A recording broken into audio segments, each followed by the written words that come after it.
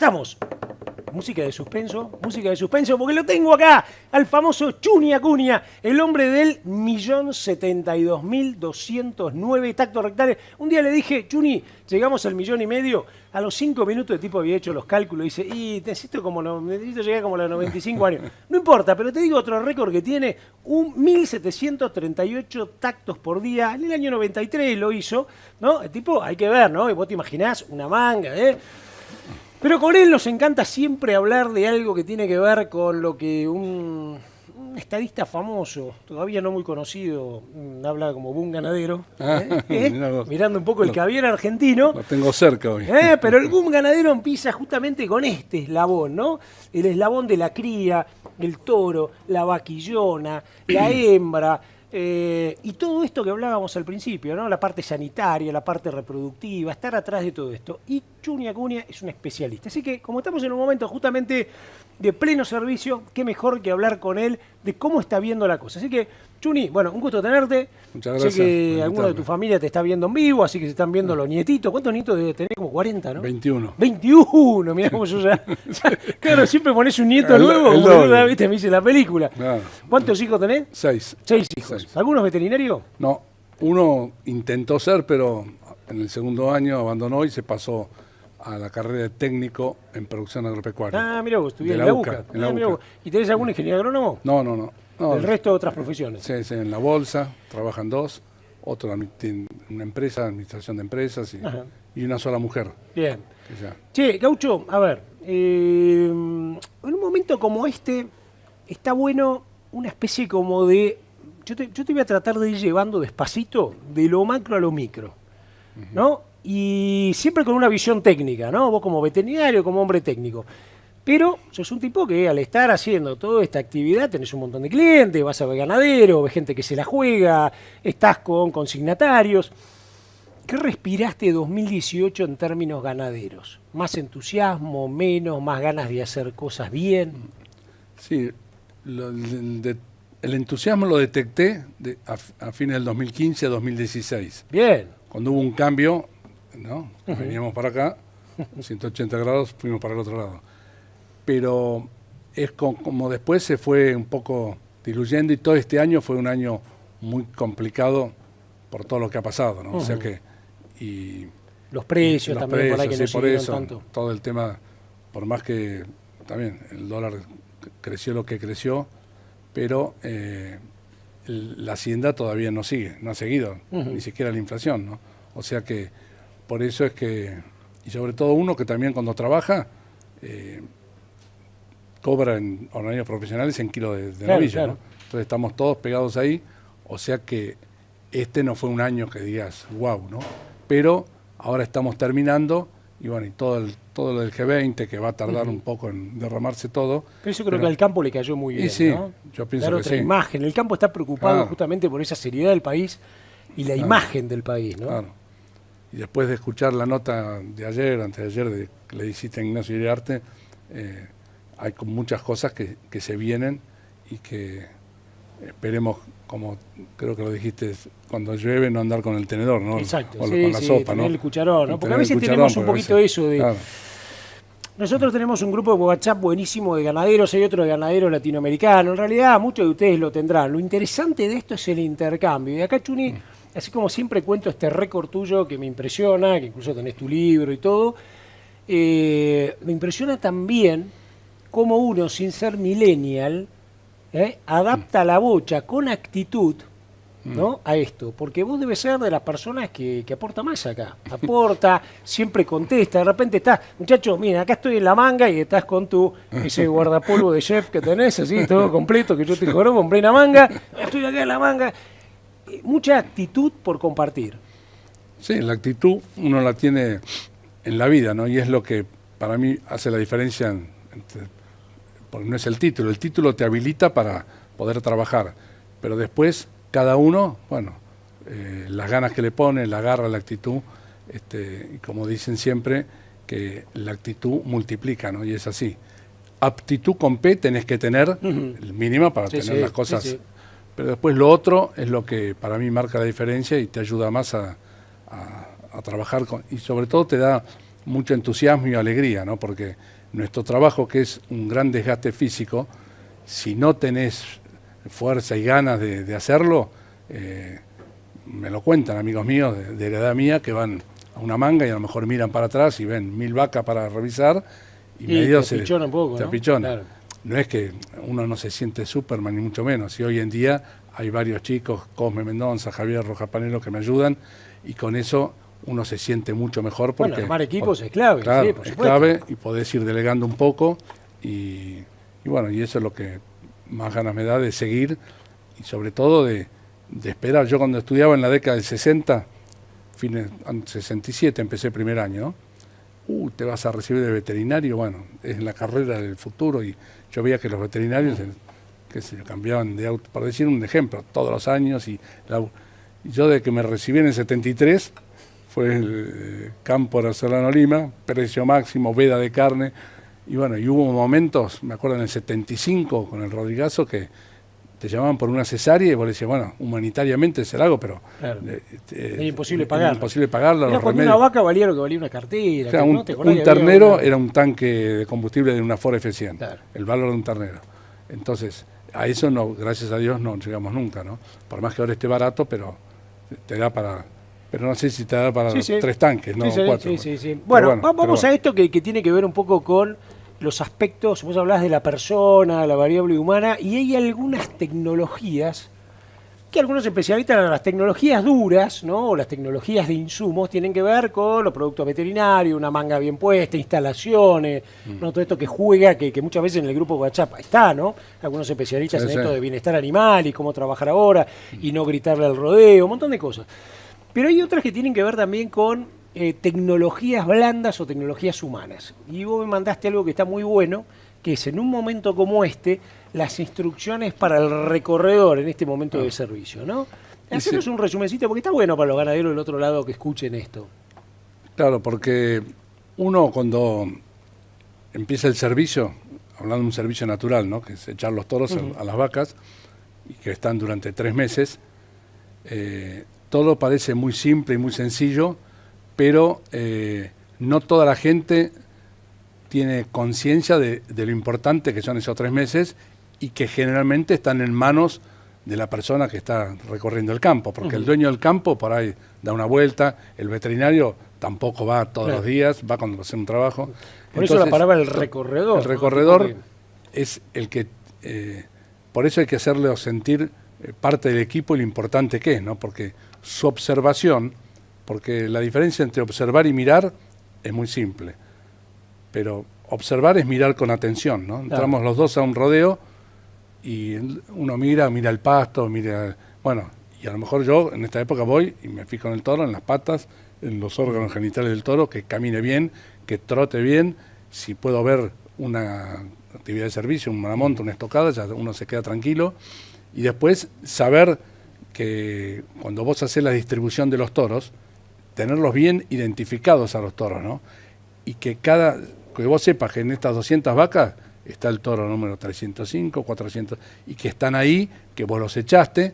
Entonces, como normalmente la identificación del toro son cosas muy sencillas, elementales, prácticas, y que a veces a mí me da un poco vergüenza tener que recordarlas siempre, pero por ahí cuando vos das todo por sabido, no es así. Las cosas más simples las pasan por alto, y qué importante que es hablar con el recorredor haciendo docencia y explicándole lo que tiene que hacer. No es que se tiene que estacionar en ese potrero y quedarse todo el día. Una recorrida, observar los 4 o 5 toros. Por eso cuanto menos toros usás es mejor, porque Claro. es más eficiente el servicio. Los tenés bien identificados con un número a fuego, que vos, el toro ha pelechado en el verano, entonces lo estás viendo.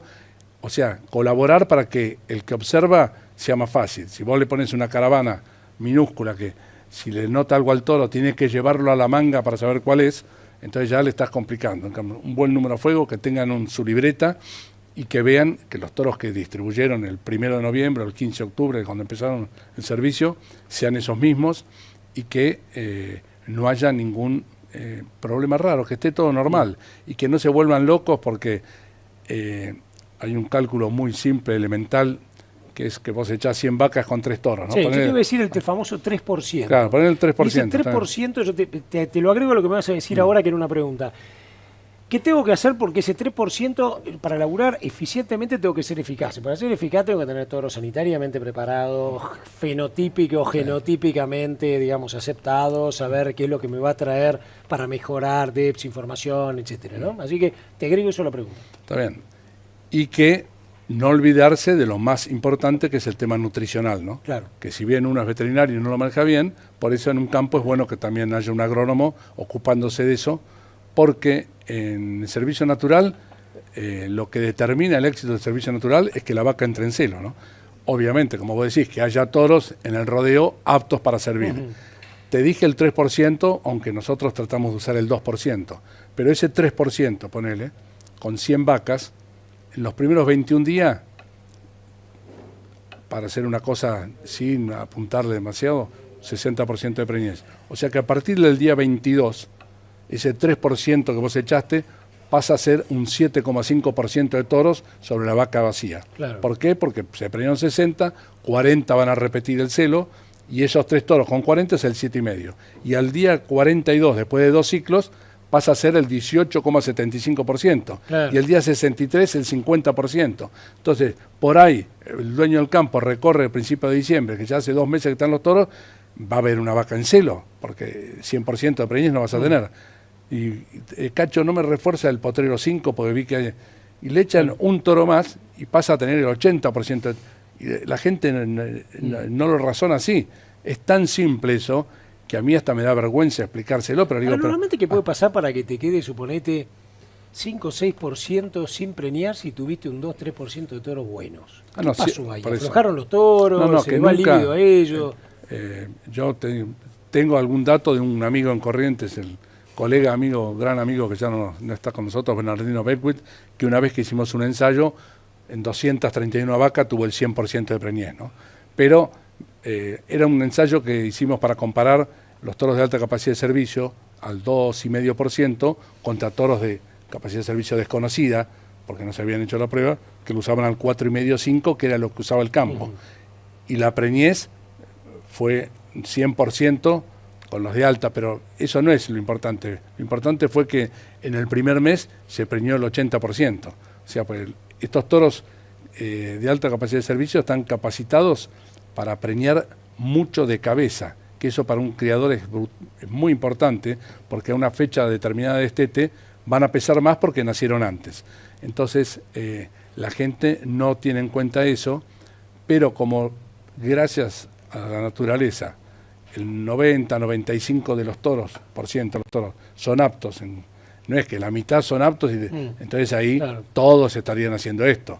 Pero la gente usa 3-4%, entonces aunque haya un toro de baja, los otros lo suplen y pierde eficiencia, porque hoy en día a 50-60 mil pesos que salía un toro, no es lo mismo tener 4 toros con 100 vacas que 2 claro, toros, porque vos podés tener 2 toros, cabeza de remate, pagar los 120 mil pesos, pero en dinero vas a estar invirtiendo lo mismo que el otro con 4, que son toros medio del montón que fue comprando. Yo cuando escucho 2% de toros y me imagino si fuese ganadero, digo, qué bueno, ¿no? Tener 2 buenos toros de 50-60 lucas, bien, y entonces sí, yo digo, ¿cuánto Ponele más, ponele más, ponele 100 lucas. 2 torazos. 2 torazos, bien. Entonces yo lo primero que digo es, a ver, si tuviera que tener 4 de estos son 200 lucas más. Y si en vez de gastarme 200 lucas más, tengo un buen equipo de veterinario, ¿cuánto me cuesta? Pero más vale. ¿No? Porque vos decís, o sea, si vos tenés un equipo atrás de eso, podés decir que la sanidad y la visión reproductiva de un profesional te permite hacer que se y bueno, y bien alimentado y todo, ¿no? Tiene un muerto de hambre, no, pero... Hay que dejar de pensar que es un gasto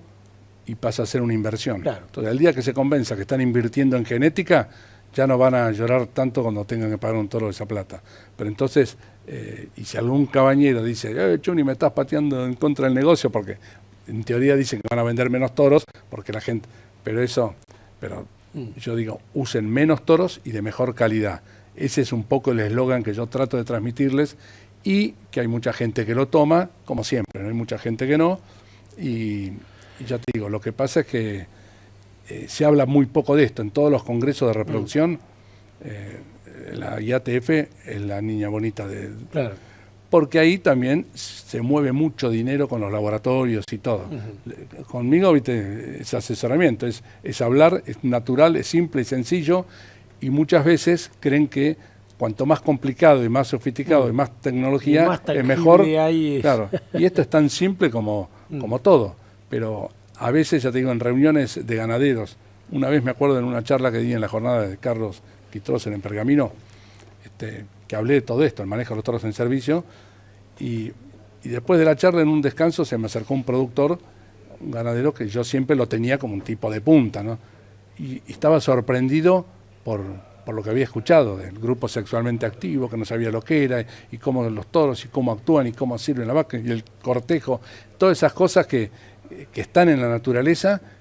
Él se vino a enterar ahí, y bueno, porque realmente no se le da oportunidad. Ya te digo, todos los congresos es IATF, y vos salís con la cabeza así, porque te hablan de hormonas, inyecciones, y el protocolo 1, los protocolos, que todo eso es muy valedero. No es que yo estoy en contra de eso, al contrario, pues en muchos campos, si podemos inseminar para incorporar un valor genético y un mejoramiento ganadero, es ideal. Pero ser eficiente en el servicio natural, que muchas veces porque creen que es natural, bueno, así nomás, 100 vacas, 3 toros, 100 vacas, 3 toros, y no es así. Tenés que elegir los toros por la edad. El toro virgen, por ejemplo, nunca puede estar con toros adultos en un rodeo, porque lo patean, claro, se inhibe. Entonces vos invertiste 100.000 pesos en un toro, lo echás con 3 adultos, y a lo mejor el 10% de los terneros son de él. Claro. Cuando vos quisieras tener todos, entonces metés 2 torazos vírgenes con 100 vacas, claro, y todos los toros adultos. Los toros adultos por su lado. Aparte calculo que cuando menos tengan, menos también conflicto hay, ¿no? Pero por supuesto. Porque tenés 4 toros deben armar volante. Los 9 meses de descanso, no es lo mismo tener 20 toros en campo que tener 40. Claro. Porque te comen, te pelean, te van a la manga y siempre te rompen algo. Entonces, bueno, hay que tener pocos y mejores. Y en eso es un poco lo que he tratado de hacer docencia a través de charlas y los cursos que doy para veterinarios también en febrero, una vez al año. Yo le quisiera poner a este título una pregunta. Quiero que vos me ayudes. Suponete que yo le pongo de título ¿Cómo tener un destete exitoso del 80%? ¿Me quedo corto o le pondrías... ¿Te animás a ver? ¿Te animarías a poner un 85 o es demasiado buen ganadero? Por eso. ¿Qué le pondrías vos como título? A nivel país, te das cuenta que estamos en el 60, 63. Olvidate. No, pero acá estamos tratando de nivelar para arriba. A nivel individuo... Si nivelamos para arriba, ¿podemos hablar de 85? Sí, y 88 también, y un tope del 90. Ya superar el 90 de destete sobre vaca entorada. Bien. ¿Entendés? Porque vos partís de las vacas que entorás en octubre del 2018 y vas a destetar en el marzo del 2020. Te das cuenta, pasa un año y pico. Entonces... Ayúdame a desglosarlo, porque algo ya dijimos. Si yo quiero tener un destete del 85% exitoso, vamos a desglosar la cría de punta a punta. Ya una parte me ayudaste, ¿no? Es que partir de un 94% del 2%. Hablamos un poquito de la vaca. Me hablaste algo de la alimentación, digamos, cómo preocuparme en esa relación de la vaca también con su ternero, ¿no? El tipo que de repente hace un destete precoz, seguramente le dará más hándicap, a alguno le hace el destete precoz, pero no le da de morfar, tampoco te sirve nada. Vamos desglosándolo. Por eso, y partiendo de la premisa que si te falla una vaca, te perdés un ternero. Te falla un toro, te podés perder 30, 40, 50. Claro, entonces partamos de esa base. Era el efecto multiplicador. Pero que en definitiva, la que pone el gancho, digamos, es la vaca, que es la que entra en celo. Los toros están ahí a la espera de que entre en celo la vaca para servirla. Entonces, para que entre en celo la vaca, el tema nutricional es clave, es lo primero. Pero también va de la mano todo, la sanidad es otro puntal fundamental. La vaca entra en celo, el toro está apto, pero tenés una veneria, tampoco vas a llegar ni loco a ese destete.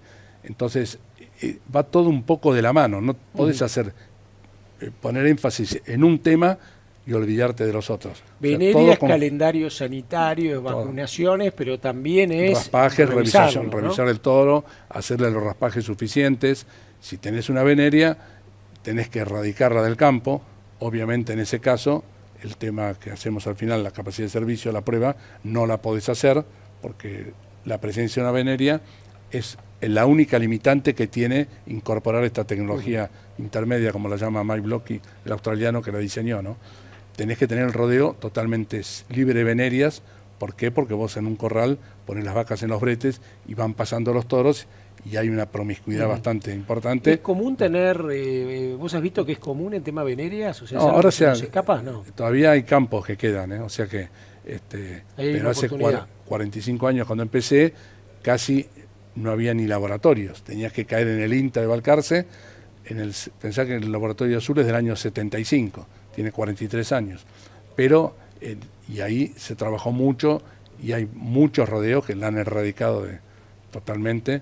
Entonces, primero tenés que limpiar el campo de enfermedades venéreas y después tenés las otras abortivas, brucelosis, que tenés vacuna, pero que todavía hay algunos campos con problema. Ahora, por suerte, estuvieron en azul de SENASA la semana pasada para lanzar el Plan Nacional de Brucelosis, que en teoría se firmaría en diciembre y a los 2 meses se pondría en práctica, ¿no? Que todos los ganaderos van a tener 2 años de plazo para hacer un sangrado del 100% de sus animales, que vamos a tener un dato que en la Argentina hasta ahora no se tiene. Todo lo que habla SENASA son de unos ensayos que han hecho de un muestreo de los animales que te habla de un 12% de establecimientos que tienen brucelosis. Entonces, muchos productores que ahora ya deben ser libres de la enfermedad, pero no lo saben, porque nunca han sangrado a sus vacas. Entonces, este plan te va a dar la oportunidad esa, ¿no? De lograr un estatus sanitario, que es lo que pide SENASA. Vamos a suponer que tengo el campo, te llamo vos, viene tu equipo, viene Javier Quitroso, todos los tuyos, y estamos en 92% de preñez. Una buena preñez. Ahora, después viene parición. Claro. Y las pérdidas que vas a tener. Claro, bueno, ahí, ¿qué tengo que hacer? Porque ahí es donde me lo imagino también al recorredor. Llovió, se me inundó una parte del campo, tengo que llevar la hacienda a determinado lugar, la vaca tiene que parir y no está en el mejor lugar. ¿Qué pasa entre la preñez y la aparición? ¿Qué es lo que están haciendo los mejores campos? Por eso, ahí es muy variable, ¿no? Hablando de vacas, porque una cosa es hablar de vacas y otra de vaquillona precoz, ¿no? Vaquillona de 15 meses, que las pérdidas van a ser mayores. Pero me acuerdo en el 2017, en la aparición, no esta, sino la otra, que morían terneros ahogados, pero a patadas, pues paría la vaca en el agua, caía el ternero y se moría. Claro, bueno, esa es una externalidad complicada. Que tendrías que saber que tenés algún lote alto y lo vas guardando. Pero hubo campos, pero si no, el ideal sería, entre el tacto y la aparición, no superar el 4 o 5%. Eso sería el ideal, pero hay muchos campos que están en el 8%, están casi en el doble. O sea, entonces, que si estoy en el 92 y pierdo 8 puntos. Ah, si perdés 8. 8%, claro, vos decís 8% de 92, te fuiste al 84, te fuiste al 84, si perdiste 8. Si perdiste 8. Sí, si perdí 8. Y después vas a perder 3 o 4 más y vas a llegar al 80, que no es malo. El 80% de destete, podemos decir que tiene un bueno 7, como en la facultad, ¿viste? Claro. Con el 7. Pero podés apuntar a un 90, o sea que te faltan 5 puntos. Tendrías que partir la preñez un poco más alta, 94, y tener 4 o 5% entre tacto y destete, que es complicado, pero se puede. Pero tenés que tener un control muy estricto, vacunar. Hay enfermedades como ahora apareció la neosporosis, que no hay tratamiento, no hay vacuna. Entonces ahí tenés que luchar un poco con la idiosincrasia del hombre de campo, que son los perros, porque el perro interviene en la cadena. Entonces... ¿Se está dejando un poco más de lado el perro ahora? Sí, pueden ser que a lo mejor en la manga tenga, pero en el campo están, ¿no? Entonces, y yo conozco y sé de gente que trabaja muy bien, pero conozco uno en todos los campos que voy, que los perros, viste, los manejes están echados, pero a la vaca ya la presencia del perro, aunque no ladre, ya le incomoda en la manga, ¿no? Entonces a la manga no hay que llevarlo. Pero después que te los largan en el campo, entonces como el perro está en la cadena ahí de la neosporosis, puede ser complicado, pero hay... Sí. De las 3 partes, ¿cuál es la que vos has visto que menos bola se le da? Para estar encima de todo lo que tiene que ver con preñez, con parición o con destete. ¿Cuál ves? Hay una sensación como que a lo mejor le dedicás mucho tiempo por ahí a tener una preñez por ahí del 90 y después por ahí te aflojás en el resto. Claro. ¿Cómo es la lógica en los campos? Y bueno, la lógica, por eso no me gusta hacer un ranking, porque si fracasa uno, fracasa el otro. Claro, sí. Entonces no es que... El tipo que está atento en una buena preñez... La alimentación todo brutal y tiene una veneria. Entonces el tipo está te das cuenta y la vaca está espectacular y va a estar en el 80-82% de preñez. Pues ya después la tricomoniasis se hace crónica en el rodeo, no es que vas a tener el 20% de preñez, puedes llegar a tener el 80-82%, pero nunca vas a pasar el 90% y está ahí dando vuelta y convivís con la enfermedad. Entonces... pero esa, si vos tenés un buen veterinario, la detectás sí, y la erradicás. O sea, no hay o sea, hay enfermedades que te cueste tanto erradicar, porque todas las que vos me mencionaste, y la si brucelosis, las detectás, si tenés, necesitas varios años para erradicar la brucelosis. Todavía en las enfermedades de esta neosporosis, recién ahora, en un campo específicamente, estamos haciendo un ensayo que sangramos todas las vaquillonas antes de entorar, para eliminar, porque hay una transmisión placentaria, ¿no? Que de la madre se la pasa a la hija, claro. Y cuando entra el servicio, entonces bueno, este cliente invirtió mucho dinero, sangró 250 vaquillonas para hacer análisis de neosporosis, el campo es libre de brucelosis, o sea, empezamos a encarar la otra enfermedad y sacó 20 positivas de las 250, un 8%, las apartó y las va a cargar al mercado.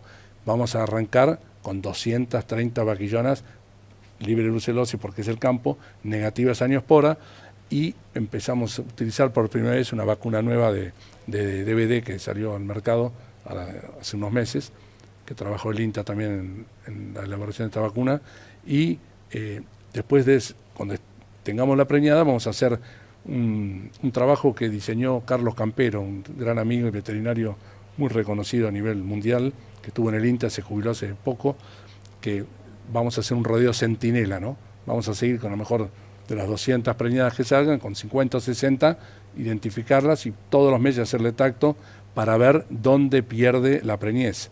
Y como tenemos la sangre del día que entraron los toros a servicio, está congelada en el laboratorio, el día que haya una pérdida, se le saca sangre y se aparea la muestra con el inicio, se descongela el suero, se hacen las dos reacciones de BBD, para ver si hay cero conversión, o sea que la vaca, porque si no, si vos no sabés cómo estaban cuando echamos los toros, para ver si subió 2, 3 o 4 veces el título, y eso te demuestra que a lo mejor abortó por esta enfermedad viral, ¿no? O sea que hay que ser, que para mí sería ideal en todos los campos, sacar de varios rodeos 20 vacas y tener un rodeito de 100 identificadas, pues eso tengo en marzo, ir en abril, mayo, junio, hacerle 3 tactos más, para ver dónde está la pérdida, porque eso podría ser representativo del total del rodeo, ¿no? Y encarar a ver por qué se perdió, qué enfermedad tengo. Vos empezaste a ver, Chuni, en los campos que asesorás, en campos que vas, empezás a ver a partir de 2016, 2017, este año, más enfoque en nutrición. Viste, nosotros tenemos a Darío Colombato y algunos otros nutricionistas amigos que están acá.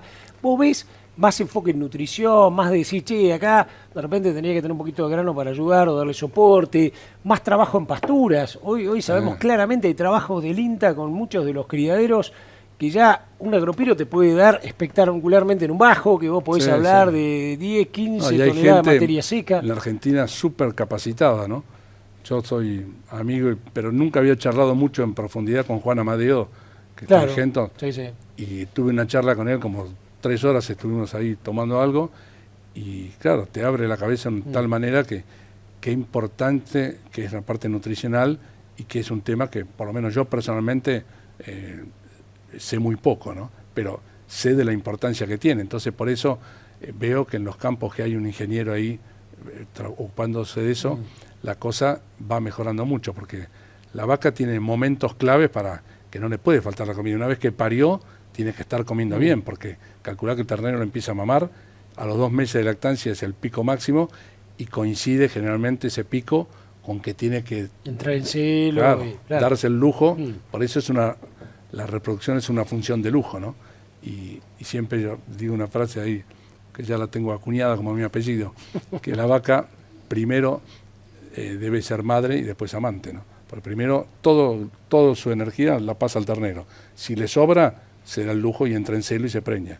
Pero si no, te puede pasar un anestro de 6 meses, pare y nunca más entra en celo hasta que sacan el ternero. O sea que eso es muy, muy importante y es lo que te marca la diferencia, ¿no? Te pregunté mucho de indicadores que hacen a manejo veterinario, sanitario, toda la parte reproductiva. Te pregunté también de observación tuya en campos de cría del tema nutricional. ¿Qué ves en el tema mejoramiento genético? Hay gente con más foco en ir a los remates, en buscar, en preguntar, en mirar los libros, en saber, che, este tiene un ango que viene de no sé cuánto, tiene unos toritos. ¿Hay más interés en eso o Y no sé si, por lo menos... va de la mano del bolsillo? Y sí, lamentablemente, porque, y sobre todo por eso, porque mucha gente, como tiene en la cabeza otro número de toros, entonces, sí, necesito comprar 20 toros. No, pero mira que con 10 te arreglaste, sobran.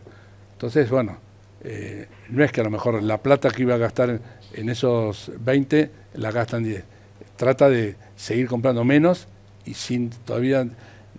Hay excepciones, ¿no? Por supuesto que hay ejemplos que están atrás de todo eso y le encantan los datos y tratan de mejorar o hacen una IATF para incorporar un toro superior que nunca podría estar al alcance para comprarlo y llevártelo a tu campo, pero no veo que haya un boom en eso que haya explotado.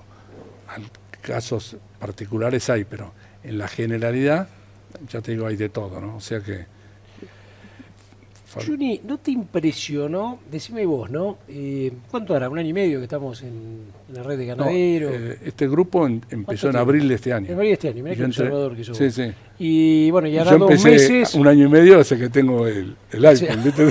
Andaba con el Nokia y mis hijos, no, pero viejo, vos no podés seguir así. Mirá vos, y ahora estás chocho. Ahora sí, por lo menos, claro. Porque te veo, ¿no? O sea, se ve que amortizado lo tenés amortizado por lo que lo usás. Por ahí te pasás del otro lado, que tampoco es bueno eso. Pero bueno. ¿Cuánto? Decime la verdad, ¿no? Porque hablando del otro lado y sobre todo productores jóvenes, técnicos jóvenes, ¿no? Esto de tener mucho conocimiento, 45 años de profesión y cómo estas aplicaciones en realidad se transforman en herramientas, porque tener esto solo pero no saber un pomo es lo mismo que nada. En cambio, tener conocimiento y aprender de la herramienta te permite multiplicarlo. ¿Cuánto aprendiste debatiendo, dando vueltas, girando en esta red?